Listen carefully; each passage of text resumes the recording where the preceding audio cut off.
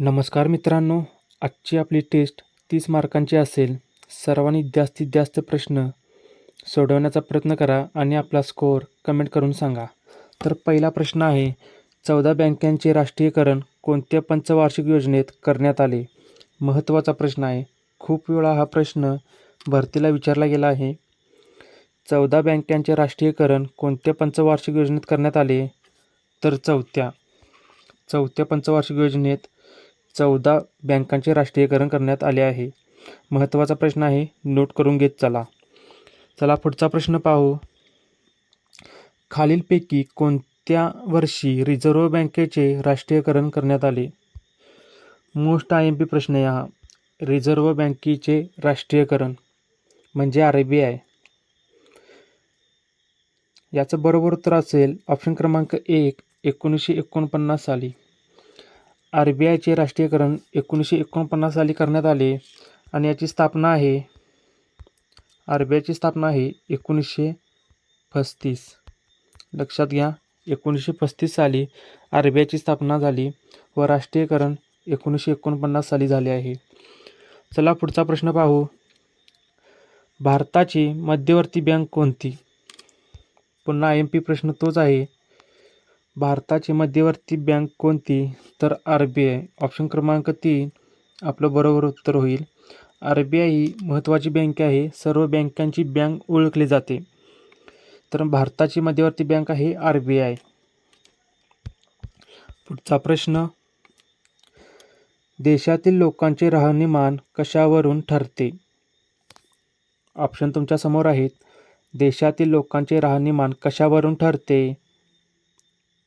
तर याचं बरोबर उत्तर असेल ऑप्शन क्रमांक 1, दरडोई उत्पन्न. देशातील लोकांचे राहणीमान दरडोई उत्पन्नावरून ठरत असते. पुढचा प्रश्न आहे, आपत्ती व्यवस्थापन कायदा भारत सरकारने कधी संमत केला? महत्त्वाचा प्रश्न आहे. आपत्ती व्यवस्थापन कायदा भारत सरकारने कधी संमत केला आहे? उत्तर कमेंट करून सांगा. याचं बरोबर उत्तर असेल ऑप्शन क्रमांक 4, 2005. आपत्ती व्यवस्थापन कायदा भारत सरकारने 2005 साली संमत केला आहे. महत्त्वाचा प्रश्न आहे. सर्व प्रश्न PYQ आहेत, त्यामुळे सर्व प्रश्न लिहून घेत चला आणि आपला स्कोअर कमेंट करून सांगा. पुढचा प्रश्न पाहू. भारताची आर्थिक राजधानी कोणती आहे? एकदम सोपा प्रश्न आहे. भारताची आर्थिक राजधानी कोणती आहे? तर मुंबई. भारताची आर्थिक राजधानी मुंबई आहे. ऑप्शन क्रमांक 1 आपलं बरोबर उत्तर होईल. पुढचा प्रश्न आहे, भारतातील पहिला सहकारी साखर कारखाना कोठे सुरू झाला?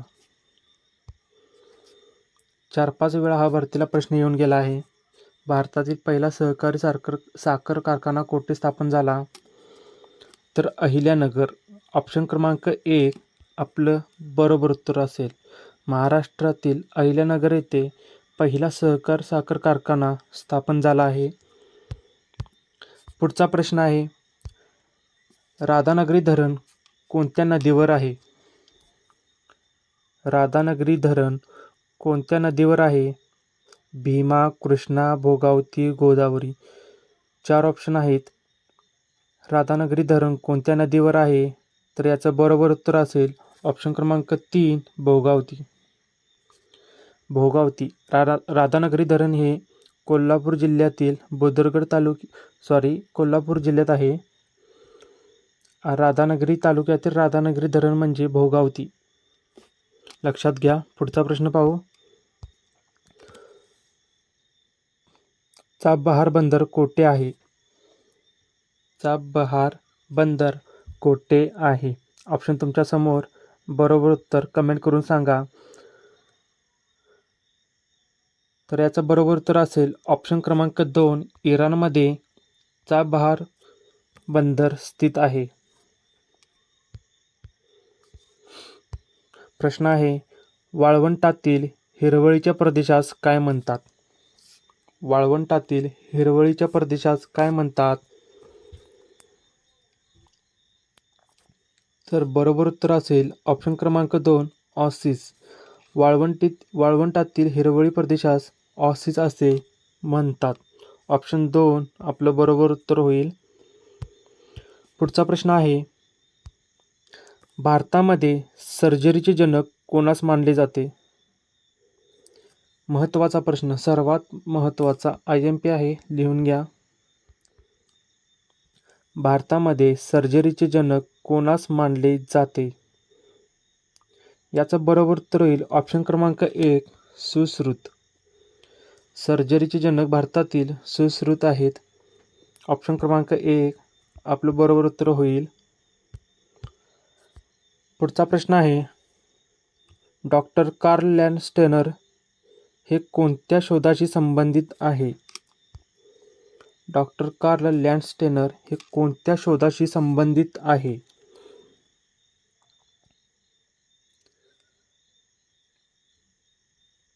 महत्त्वाचा प्रश्न आहे.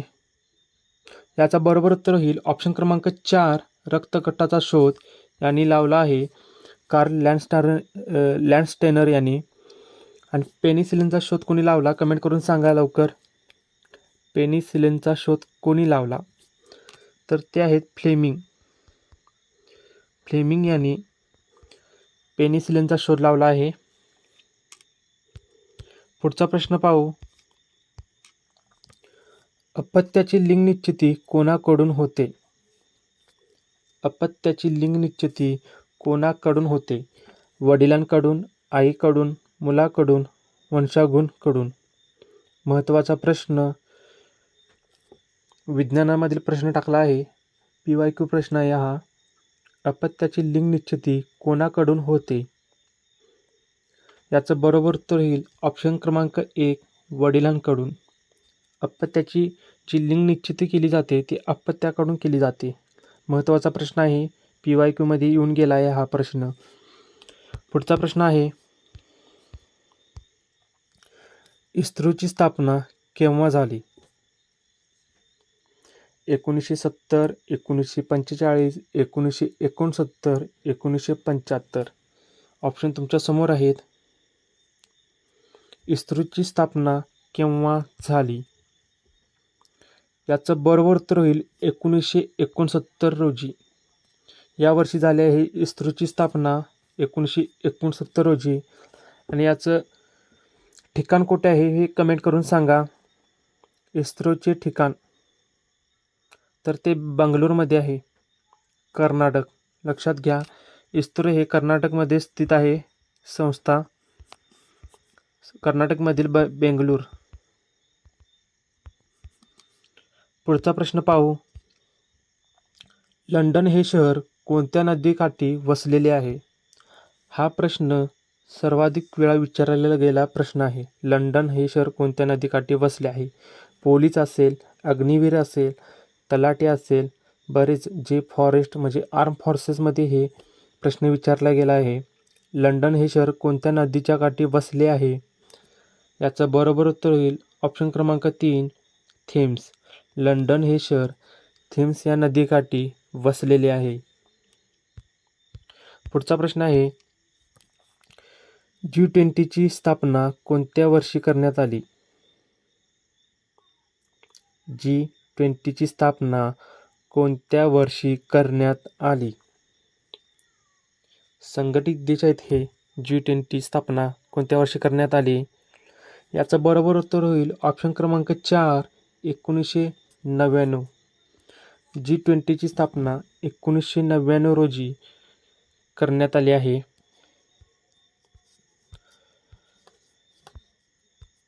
पुढचा प्रश्न, इसापूर प्रकल्प कोणत्या तालुक्यात आहे? सर्व प्रश्न PYQ आहेत. परत एकदा सांगतो, सर्व प्रश्न PYQ आहेत. 2017, 16 ते 2025 या दरम्यान सर्व PYQ प्रश्न यामध्ये मिक्स करून टाकले आहेत. त्यामुळे सर्व प्रश्न हे महत्त्वाचे आहेत, त्यामुळे वहीमध्ये लिहून घेत चला. इसापूर प्रकल्प हे कोणत्या तालुक्यात आहे? तर याचं बरोबर उत्तर होईल ऑप्शन क्रमांक 4 पुसद. पुसद तालुक्यात इसापूर प्रकल्प स्थित आहे.